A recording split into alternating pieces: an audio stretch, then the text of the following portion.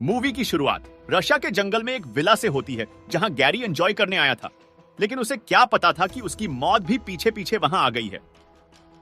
दूर से एक स्नाइपर गैरी पर निशाना लगाता है। दरअसल गैरी एक असैसिन क्लब डेमोक्रेसिस का मेंबर है जो कि अब रिटायर होने वाला है।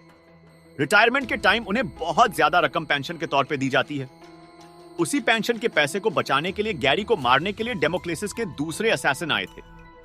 स्नाइपर गैरी पर गोली चलाता है और दूसरे असैसिन गैरी का काम खत्म कर देते हैं। दूसरी तरफ वॉशिंगटन में हमें एक किलर को दिखाया जाता है जिसका नाम डंकन था, जहां डंकन अपने अकाउंटेंट से मिलने गया था। डंकन अपनी कमाई का एक हिस्सा चैरिटी में डोनेट कर रहा था। उसका अकाउंटेंट बताता है कि डंकन के 50वें जन्मदिन पर वो रिटायर होने वाला है और पेंशन के तौर पर उसे $8 मिलियन मिलने वाले हैं। इसके बाद डंकन को कैट की कॉल आती है जो कि डेमोक्रेसिस की एक मैनेजर है। कैट डंकन से मिलने के लिए कहती है।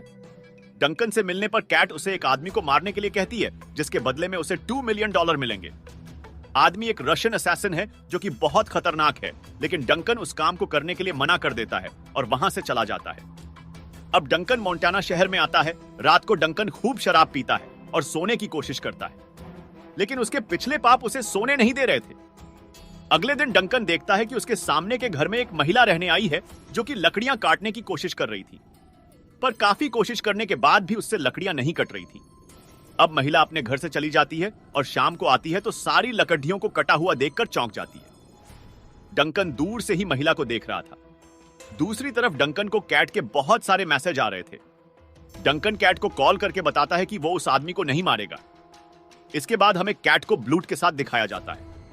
ब्लड डेमोक्रेसिस कंपनी का मालिक था और वो डंकन को उसके पेंशन के पैसे नहीं देना चाहता था, इसलिए उसने डंकन को मारने के लिए एक रशियन असैसिन को हायर किया है जिसका नाम पेद्रो है। जब डंकन पेद्रो को मारने जाएगा तो पेद्रो डंकन को मार देगा। यही ब्लूट का प्लान था, लेकिन कैट को यह प्लान बिल्कुल भी ठीक नहीं लग रहा था। इसके बाद हम डंकन को देखते हैं जो कि पेद्रो को मारने रशिया गया है। वहां वो एक औरत से मिलता है। उस औरत का एक बेटा भी था। इसके बाद होटल के रिसेप्शन पर एक कॉल आती है जिसमें एक औरत बताती है कि वो अपने रूम में फंस गई है। दूसरे रूम में पार्टी चल रही थी। रिसेप्शनिस्ट एक लॉक खोलने वाले आदमी को लेकर आता है जो और कोई नहीं डंकन था।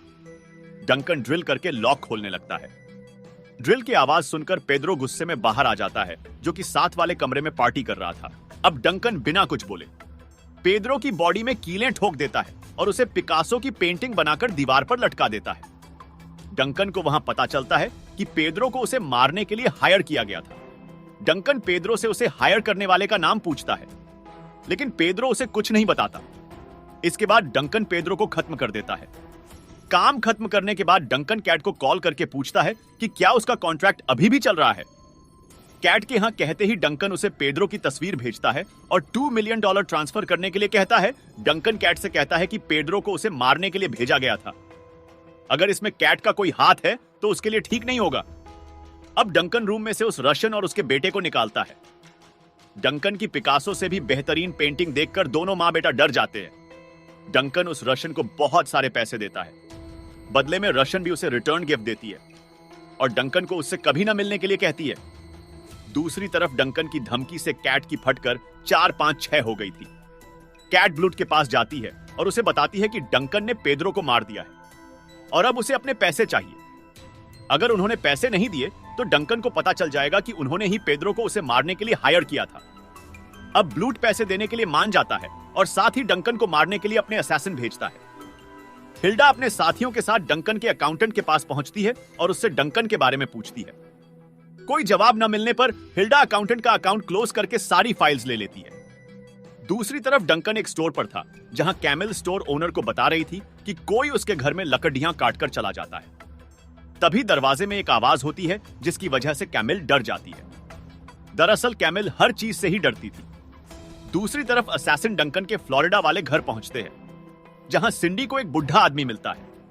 वो सिंडी को पीटता है और उससे बदतमीजी करने की कोशिश करता है, लेकिन तभी सारे असैसिन वहां आ जाते हैं और बुढ़े का ऊपर का टिकट काट देते हैं।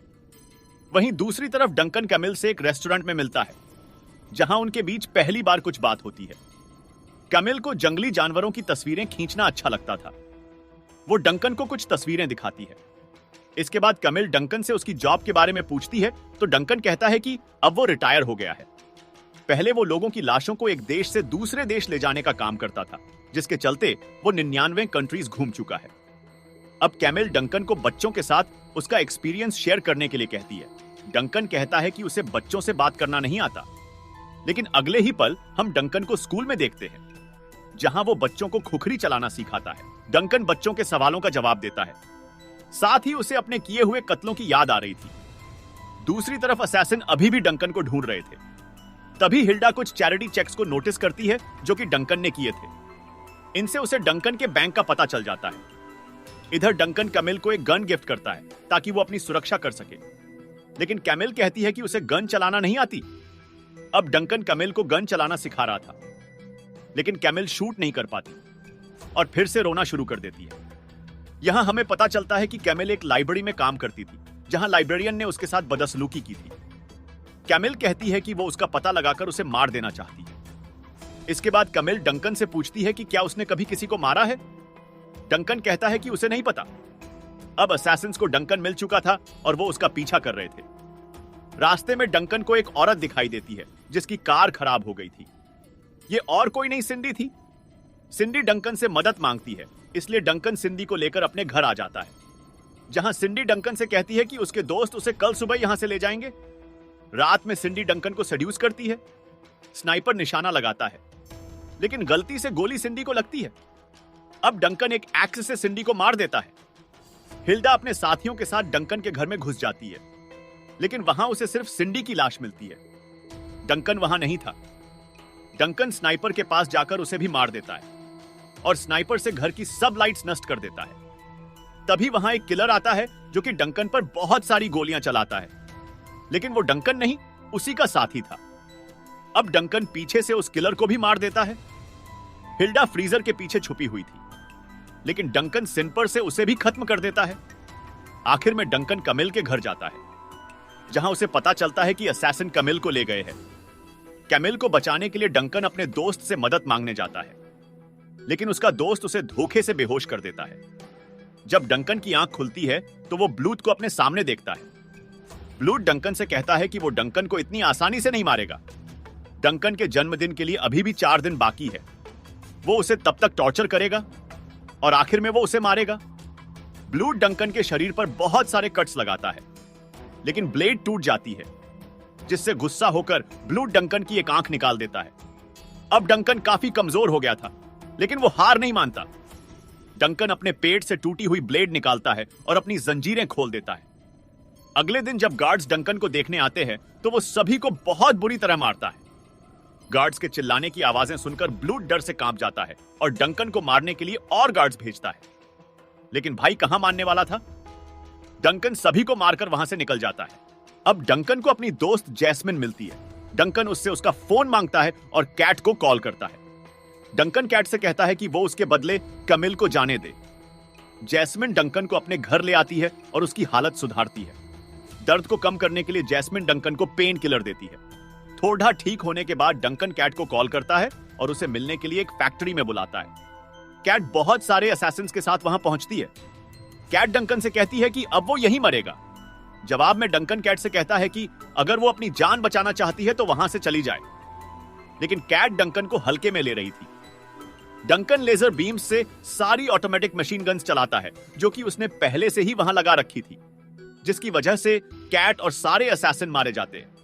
यह सब ब्लड लाइव देख रहा था, जिसे देखकर वो काफी डर जाता है। इसके बाद डंकन ब्लूथ के पास आता है। डंकन को देखकर सारे गार्ड्स डर के मारे वहां से भाग जाते हैं। ब्लड और गार्ड्स मंगवाने के लिए कॉल करता है, लेकिन अब कोई फायदा नहीं था। डंकन हाथ में एक्स लेकर ब्लूथ के पीछे था। इसके बाद हम ब्लूथ के सर को विंडो से बाहर गिरते हुए देखते हैं। इसके बाद डंकन कैमिल का पता लगाता है। डंकन देखता है कि कैमिल की हालत काफी खराब है। वो कैमिल को लेकर अपने घर चला जाता है। कुछ दिन बाद कैमिल को होश आता है। अगले दिन डंकन को कैमिल के बेड पर बहुत सारी पेपर कटिंग्स दिखती है। उन्हीं के बीच उसे एक चेक मिलता है जो कि डंकन का ही था। अब डंकन को पता चल गया था कि ये वही बच्ची है जिसके परिवार को डंकन ने मारा था। कैमिल डंकन के सिर पर गन पॉइंट करती है और उसे बताती है कि उसके चेक्स की वजह से ही कैमिल उसे ढूंढ पाई। डंकन हमेशा उसे पैसे भेजता था, लेकिन कभी भी उससे मिलने नहीं आया। उसने कैमिल से उसका परिवार छीना है। इसलिए अब उसे मरना होगा। डंकन कैमिल को गोली चलाने के लिए कहता है, तभी हमें एक गोली की आवाज सुनाई देती है, लेकिन कैमिल ने डंकन को नहीं मारा था। कैमिल डंकन से पूछती है कि उसके परिवार को मारने का कॉन्ट्रैक्ट किसने दिया था। डंकन बताता है कि उसे नहीं पता, लेकिन वो दोनों साथ में पता लगा सकते हैं। और इसी के साथ मूवी खत्म हो जाती है। इस मूवी का नाम पोलर है, जो कि 2019 में आई थी। इस मूवी का अगला पार्ट जल्दी ही आने वाला है। मिलते हैं नेक्स्ट वीडियो में, तब तक के लिए टेक केयर।